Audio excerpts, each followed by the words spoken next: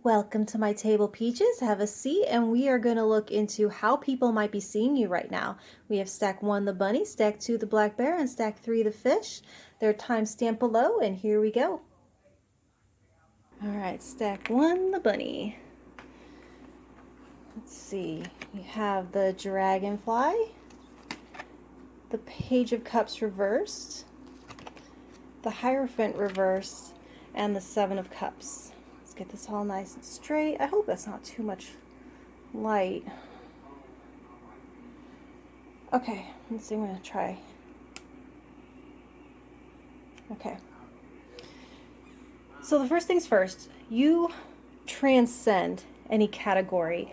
You move around a lot, or you never stay in one place for long, whether it's because you travel a lot or you move where you live a lot, or maybe you work for a temp agency, but it just might be hard for people to get to know you because there's never time.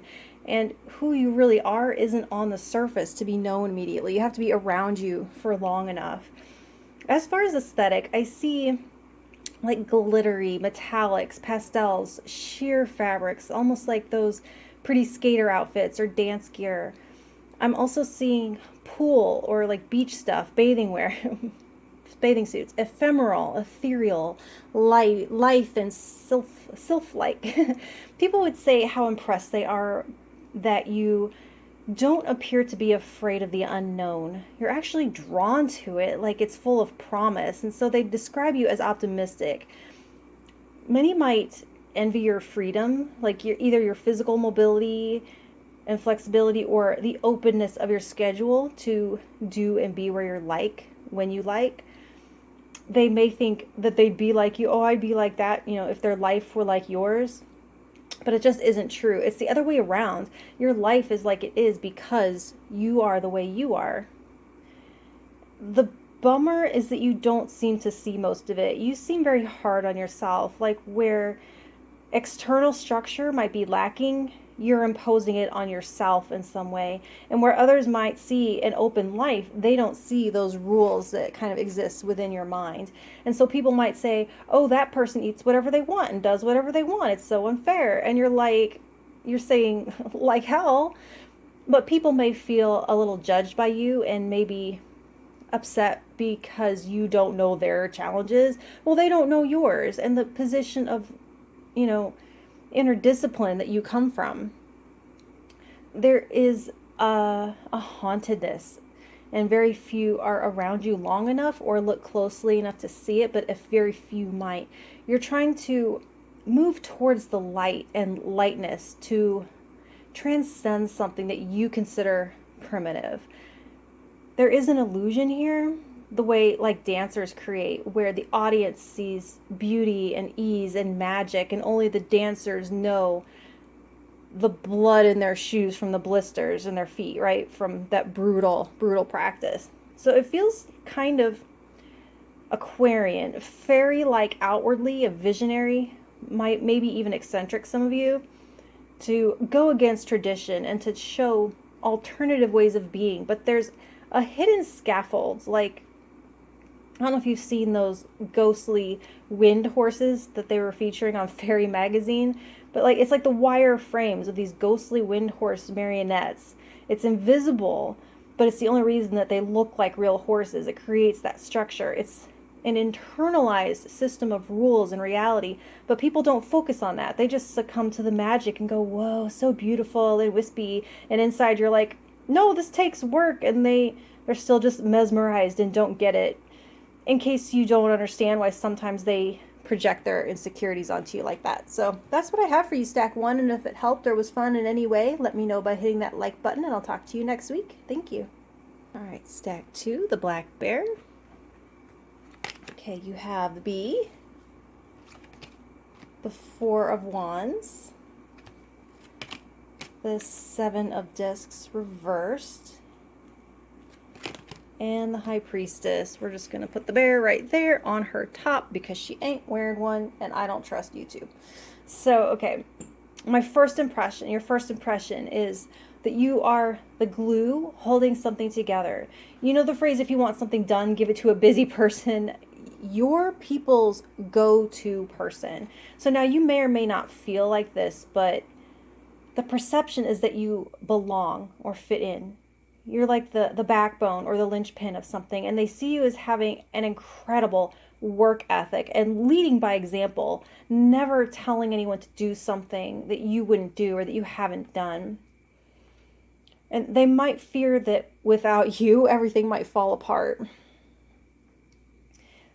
Also, you might have a lot of confidence and trust in your intuition, even if you call it something else like gut instinct, or you just have a feeling, or you just have a hunch. You act on it without external evidence, and you're usually right. And so that fosters trust from others who might say, well, I don't see it, but if they say it, then I believe it. And I can hear people saying things like, oh, they're so sweet, or something like that. I feel like as far as your look, you might wear either team colors or have a look that changes with the seasons. And I also think some of you are either tall or you work with kids, or maybe you're on a stage. I see people looking up at you or looking up to you, and they may feel like you have secrets or tricks of the trade or something like that, and they hope to learn from you. And it's a kind of how do you do it all mystery that surrounds you. And you may sometimes feel like you don't get the respect or the help that you need and deserve because it doesn't show that you need it. From time to time, you may need it, and people just do not see that because you're so capable and together.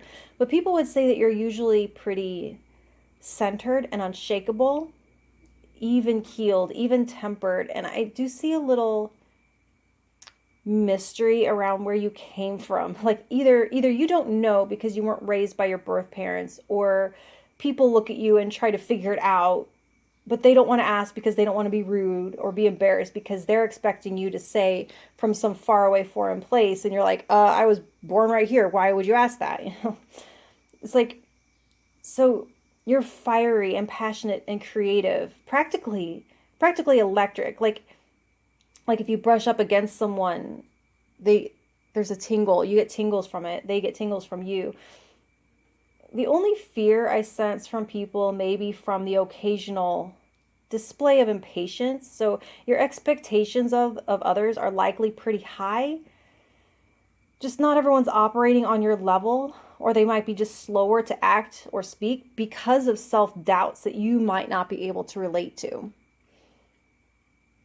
If you're coming off, you're coming off as a teacher or like a coach, or it could be director of a creative department. So maybe head of the party planning committee at where you work, but somehow it all gets done without you being over talkative or complicated in any way. So that's what I have for you, Stack 2. And if it was fun or if it helped at all, let me know that by hitting the like button, and I will talk to you next week. Thank you. Okay, Stack 3. You have the blue whale, the 3 of swords, the 5 of wands, and the tower. So there is an uncontainable like feeling here, like you can't be kept down, or you can't be kept in a cage, or kept small, or kept silent. You're very vocal and willing to stand up for yourself and to demonstrate your power and your capability. It's like you cannot and will not be intimidated. There's a sense that no one could dish out worse than you've already seen that makes you kind of indomitable. Kind of like, I'm hearing like Daenerys Targaryen, breaker of chains and the unburnt. I don't know if you heard this story a few years back, but there was like these 2 guys that got mugged in Seattle, and they got the guy to run away by telling them they were from St. Louis. So people were like, don't mess with them. They're from such and such a place that has kind of a dangerous public reputation. So there's a gentle giant thing. Not to say that you're physically big, but that your presence definitely is. And it can be felt in a room before people even see you. It kind of reminds me of Drax from Guardians of the Galaxy. I'm also seeing a bit bitchy resting face, which you might find funny because you're like, they don't even want to see my actual angry face if they think that's bad, mad looking. Anyway, your aesthetic might reflect your musical taste, which I feel could be a pretty hard music style that channels rage and anger to get it out in a healthy way, or to signal to others to back off because you might be a little bit threatening, even though you might not be. I also feel that some of you might be drummers or bassists or DJs, like in music somehow. But what people might not see that you're protecting, except those that are closest to you, is your huge, amazing heart. So your closest contacts know that you have reason to, that you've known pain and conflict and not much kindness, but I don't think they know the details or how deep or how far back that goes. Anytime you experience that type of energy in the present, it comes from people feeling intimidated and totally in the dark about the real you, and like they don't know what to make of you, and so they try to cut you down to something that they can understand. And that's the beauty of your strength. You don't allow it. You're like, no, I'm going to show you who I am. I will not stay small to make you comfortable. Go find less if that's what you want. And I'm seeing kind and soft eyes, maybe long, soft hair, which I feel comes as a surprise if someone touches it. They're like, oh, it's soft. It's like you take really good care of it, and yet you style it purposefully to make it look like it's not. Except one of you. I feel like one of you has a mohawk. I don't know. I don't see like an average sized middle sized person. I see people see you as either larger than life or very, very tiny. It's extreme in some way. And if it's big, it doesn't necessarily mean that you are that big, but they might perceive it because of something you wear that gives off that impression. Like it could be platforms or like a big coat or something like that. Or like bright colors. Your closest contacts, they know you to be the most sensitive soul in their lives and someone who would never, ever treat anyone the way that you've been treated. At the same time, you're not afraid to make sure that that never happens again. So only a select few even gain access to you. It's like, and the final thing is you command a stage with ferocity and the power of your heart. So that's what I have for you, Stack 3. And if it was fun or helped in any way, let me know by hitting that like button, and I will talk to you next week. Thank you.